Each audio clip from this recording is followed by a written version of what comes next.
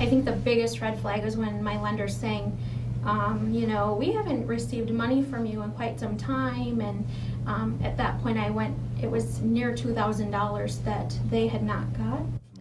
Minnesota's Attorney General is suing a Florida company that offers students loan forgiveness. Thanks for joining us tonight. Mike has the evening off. The Attorney General filed a lawsuit today claiming that the company is taking advantage of students by charging hundreds of dollars for applying to repayment plans. But it says that those same plans are free to apply for through the federal government. The company has yet to respond to this suit. Valley News Team's Macy Enger talked with experts who say a deal that looks too good to be true probably is. I think so. This is Emmanuel Derpe's first year at NDSU. Honestly, it was cheaper and more convenient. She's already going through orientation and thinking about how she's going to pay for school and any loans she takes out. I'm just gonna keep working because I have a job on the side and maybe be able to in like 20 years. I don't know. Hopefully. I have not decided at all. Decided to go to college here. That's pretty much as far as I've gotten. According to the U.S. Department of Education, paying back debt is a problem for over 70% of students. That's where companies offering to forgive loans look like a deal. But experts say think twice before taking it. A company that's trying to notify a student that they have those options, that would probably put up a red flag for a student not to really seek that out because it's not very common. Experts say every student with federal loans is assigned a servicer, a person dedicated to helping students navigate through their options. That's their best option, to contact them. And they say those asked to pay for a service or loan application should be careful before opening their wallet. It could be free. I would really be very aware and be very leery of signing into anything like that. Students agree and say anything that looks like a scam most likely is. My reaction would be maybe it's a scam and ignore it probably. A little too hard to believe because they set it up and everything, and it's a lot of money. Darpe has dozens of choices to make, but today she's just looking forward to her first day of college. In Fargo, Macy Enger, Valley News Live. Experts say students can also visit the National Student Loan Data System, a website that shows several options for students paying off loans. We've attached that story to valleynewslive.com for you. Just go to our homepage. Now, there are some concerns over major traffic problems in a popular road that is often used to get to Lakes Country. A woman called our whistleblower hotline saying cars and trucks fly through her neighborhood and something needs to be done before somebody gets hurt. Now, the speed limit in Downer, Minnesota is 30 miles per hour, but many fly through the small town off of the highway. Now, on your way to the lakes this weekend, those living here and law enforcement ask that you drive safe on County Road 10. This is really a residential community, and if I were going through somebody else's cul-de-sac or somebody else's residence, you wouldn't want them doing 50, 60 miles an hour with your kids outside. So we just choose to keep our kids in the backyard, and hopefully nothing bad ever happens. Now, the Sheriff's Department says that they have beefed up patrols in that area, added a four-way stop, but say that there isn't much more they can do.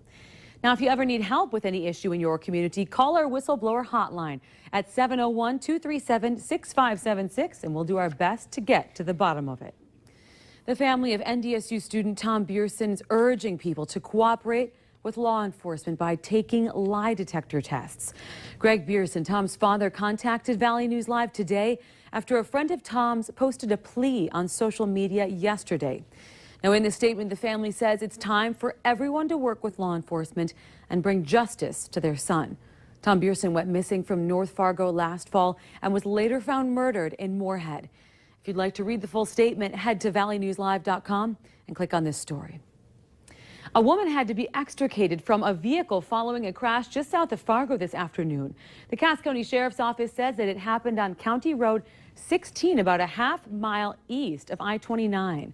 The woman lost control of her vehicle and skidded into the opposite lane. The vehicle appears heavily damaged, and the backside of the vehicle is propped up on the bridge. That's what happened after it hit the guardrail. There's no word on the woman's condition, but she was taken to a nearby hospital. In a major move, President Obama announced today the U.S. and Cuba have struck a deal to open embassies in each other's capitals and reestablish diplomatic relations for the first time in half a century. Obama and Cuba's President Raul Castro traded letters confirming plans to reopen permanent diplomatic missions on July 20th. Both leaders wrote that they were encouraged by the reciprocal intention to develop respectful and cooperative relations between the two peoples and governments. The short ceremony ended 54 years of broken relations. Castro also sent a letter to President Obama in which he said that they want to develop a friendship between the two nations that's based on the equality of rights and the people's free will. North Dakota used to hold the top spot, but now it's number 2 in the nation for the lowest unemployment rate. To reverse that trend, the state's congressional delegation is promoting a bipartisan answer with a global focus. Max Grossfeld has the story. Since the early 1970s, the government has banned oil drilled in America from going to foreign shores. North Dakota senators are working to change that. Really work to put information out and to be transparent and to show the public that this is good for growing our energy resource in this country, but it's also good for job creation. Oil production has slowed in the Bakken due to low gas prices. Where there were once about 200 rigs in operation, only about 80 remain. American oil is trading more than $5 per barrel lower than international crude.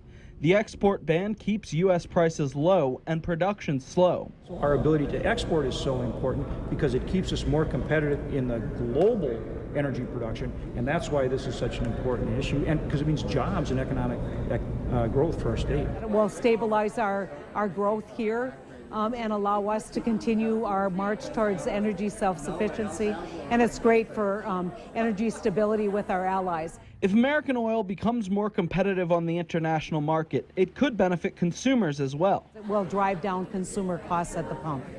And people don't believe that because it sounds counterintuitive, but every economist who has looked at it has told us that.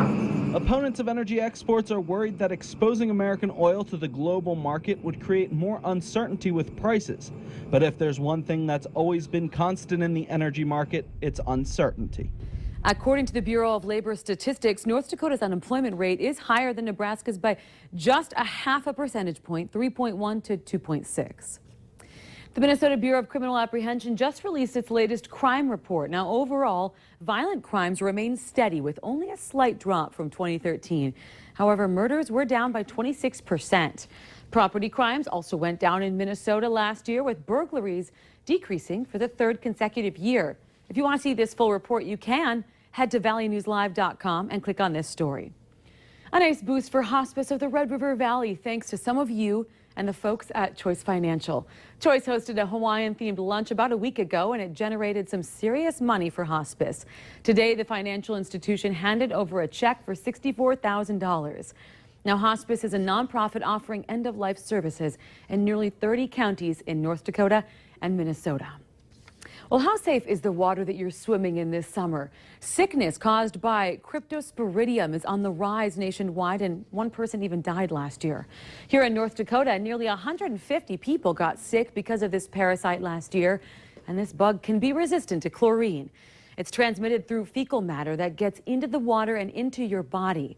At the 5 Fargo public pools, they watch out for this parasite like a hawk. In a public setting like this, we just can't take an opportunity like that. If our levels are not within reason, we'll close down a pool, superchlorinate. If we have a problem with like a fecal matter that gets into the system, we'll have to shut down for 4 hours, sometimes even a whole session. Now, for those of you with backyard swimming pools, you're not immune to this. The best way to ward off Cryptosporidium is to strictly monitor your chemicals and your water quality. If you're unsure, just get it tested.